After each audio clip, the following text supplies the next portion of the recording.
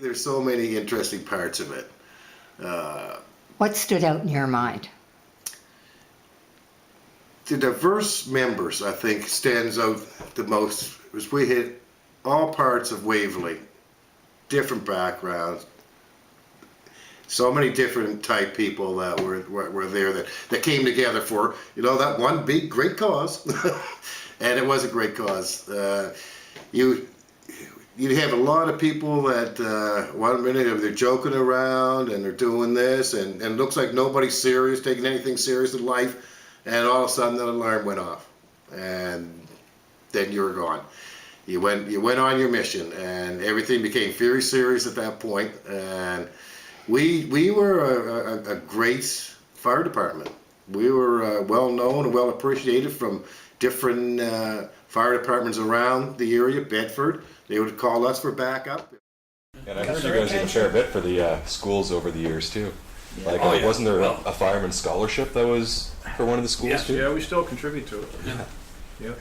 But the kids, you talk about I guess the kids, both of my kids still have the memories of having the privilege of being a child of somebody in the fire department that could ride on a fire truck or be taken for a ride. Yeah. And I mean, they talk about, I remember when I talked about leaving, they thought, oh, you're not going to be the chief? I said, no, my time's come. And I mean, so I know it was the rest of the kids because I know all your kids. So there was a lot of good things that come out of that too, eh? Yeah. More than just for us and our families. It was always family oriented. Well, you went down there to the upstairs, was full of kids running around, but when the alarm went off, every kid upstairs. Yeah, I mean, you hardly ever had to say anything to them. They knew that just get out of our way. That was the time to get out of Dad's way and get up here and get out of the way. Yeah. Sure. And then of course there's all the training with the schools too, because I mean, I know as the fire departments that always took care of teaching you stop, drop, and roll. Oh yeah. Every fire prevention. Yeah, and get up there. Yeah, and Fred, I guess I can't say too much about Fred Billard putting his. We all had our contributions that we gave on one side or another, and that was one of his. It was his. I don't know. It was his ambition or mine to make sure fire prevention. We got to the top of it because they used to give award back then. Insurance Bureau of Canada gave award for the best fire prevention program in the province, and we entered it 2 or 3 times, and we always come second or third. And finally, one year, and it was the programs Fred started up was get out of your house. So what we do is put fire trucks all around the community, and the kids were trained through the week in the school to have a plan to know how to get out of their house on the second one. But the fire department would be around to answer any questions. So we'd have every truck out in the community that we had out there, and like people, myself and the deputy, with sirens, so the people could come down and talk to you. But they put those sirens on, and you drive around, there'd be people everywhere standing out beside practicing their fire drills. And I think that was one of the things that put us finally over the top, and we finally won it. I flagged the Halloweens in the book. In the one there's 13 calls. That's in your day. That's around those years in the early 70s. Brush fires. And then in the early 80s, one Halloween, we had just over 20 calls. One Halloween. One. Oh, you beat us. Yeah. But right today, those people will do the stupid things on Halloween. You think today that they went to church every day of the week? You hear them talk today, eh? And you know who they were down there jumping on the bridge? There were 50 kids on the highway bridge jumping up and down so they could make it collapse. They're lighted on fire. Yeah. Well, the other good thing about Halloween was the fire department's members really enjoyed was Kenny Oaks would always make his stew, his famous stew. And we were great friends with the RCMP. Yes. Anyway, Kenny would make this stew, beef stew. Was it, Bruce? That's what we call it. That's what we call it, beef stew. He come in, the Mounties come in. They always dropped in the fire station. We were going to play a game of ping pong or sit around and do what we're doing here. Anyway, he come in. He was all by himself in the car, so he locked it up and he come in, and I'll have a bowl of stew, he said. So he had a bowl. He got about halfway through it. He said, I am a Newfoundlander, And he said, I can tell meat from moose meat. He said, this is moose meat, and moose hunting doesn't start until tomorrow.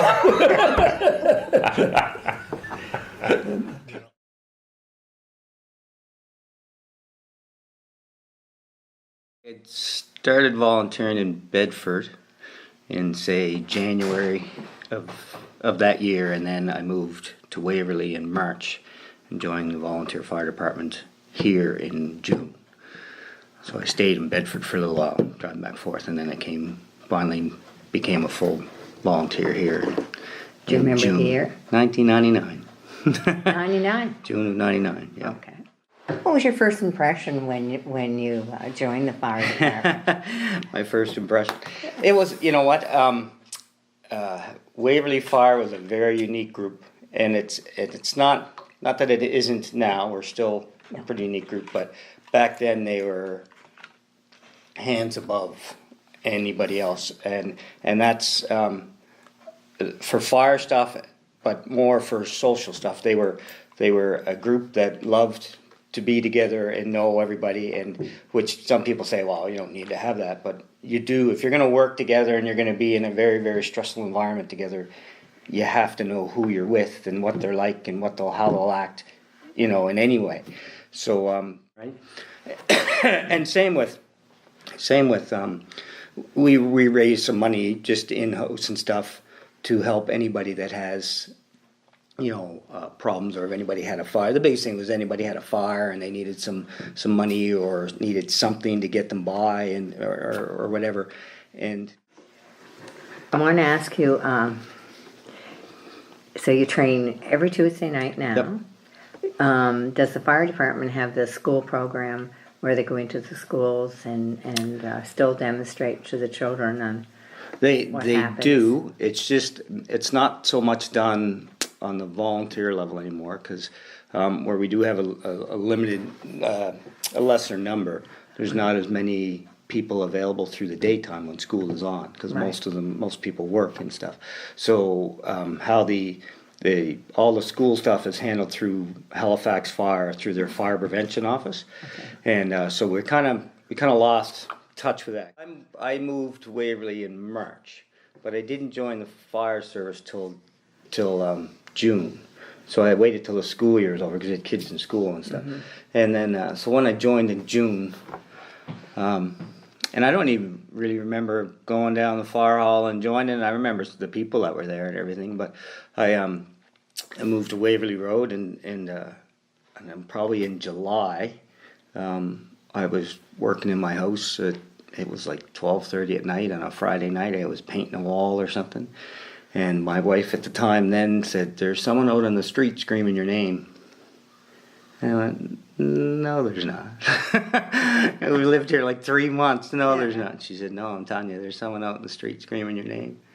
And I went, "Okay." And I opened the door, and there's like 8 guys from the fire department, which were going from one house down the street to another house. And I was like, "Oh, hi guys, how's it going?" Right? And it's like, come on with us. And it's like, I was like, "We're going up here, and then we're coming back here." And I said, "Well, pick me up on the way back through." And they did. And then I went up, and they were all, having fun and everything else. But that was one of my first memories. It's like, yeah. So what's the area that you cover as the volunteer fire department now? For What would the you- routine be? Say there was a fire within your boundary area, Yeah. which is what right now? So we go roughly from the overpass highway down here, close to Spider Lake Way, there, right to the Petrocan up here on Highway 2. Right. And then we go down to Lakeview that way. Okay. So that's roughly the area. So you would be the first people to respond to that area? Yeah. Now, HRM Fire has a specific guideline. I don't hit the table. Yeah. They have a specific guideline on how, when there's a call goes out, if it's a fire, of what trucks go where. So it's all defined in a program. So when the dispatcher, when they get a call and it says there's a fire in my house, they just have to look on their screen and it tells them what trucks go. So, and when there's a fire, there's 3 engines and 5 tankers that are just automatically dispatched, and they already have them picked, the closest ones. So And then every different situation. So if it's a car accident, they don't, like, it's not the dispatcher who picks what stations and what trucks. It's on their screen already, and they just page out those specific vehicles to go to that. Okay. Yeah. So we started off as a siren on top of a building. Yeah. And yeah, then- and someone manually picking up a phone who lived in this area. Yeah. So from that, you went to the fire phones. Yeah. Okay, so how did they work? The fire phones? The fire phones, well, every individual station had a phone number. So if you needed the fire department, you called that specific number and talked to someone, and it was a volunteer on the other end who agreed to answer the phone.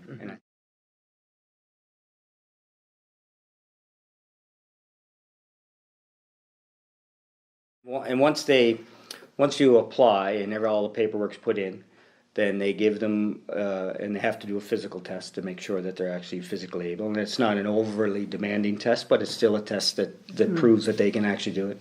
And then once they do that test, they'll give them a uniform to wear, and they'll allow them to come down Tuesday nights and monitor our training. They won't be allowed to actually participate until they're trained, but they can do that. And then HRM puts training for the new people or the new recruits in March and October, considerably. And believe it or not, fire is probably the least amount of calls we go to that we actually have to take a hose out and put a fire out.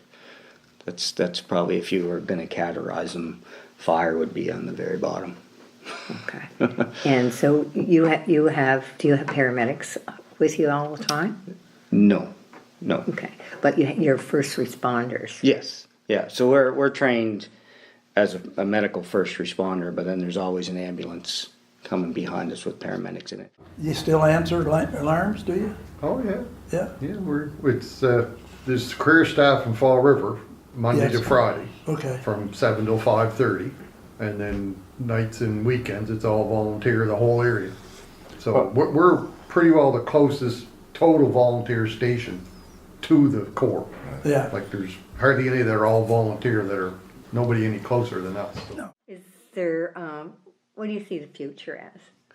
The future, you know what? The future for here is gonna like the future for most of volunteer fire departments around. It's scary. They're gonna start slowly falling off, just because of the way things have changed. The younger kids growing up don't really. They still have that wanting to help people, but there's a different priority to it, and it's getting harder and harder to find people that want to do this. In the Miss Valley here, it's a totally different environment. We're pretty casual. Our Miss Valley, it's getting better now. They're counselors, but back in those days, you couldn't do anything with the fire service if the counselor didn't want it. So, you didn't touch the volunteers. There was 1,400, 1,500, 1,700 debatable volunteers. Today, and maybe 900 paid. Today, there may be 300 volunteers. And there's a lot of things for us now that we don't have to worry about in the station. Like a truck breaks, Yes. we just call Yes. somebody, they come look That's a at it. benefit. We used to have to try to figure what equipment do we want, Yeah. what equipment how are we going to buy it, where are we going to get it from. It's all done for us now. We don't even really pick the equipment we want for the most part. we don't. We're told what we're getting, where it's going, and As long as you got that mentality, that's a big benefit, because it takes the worry away.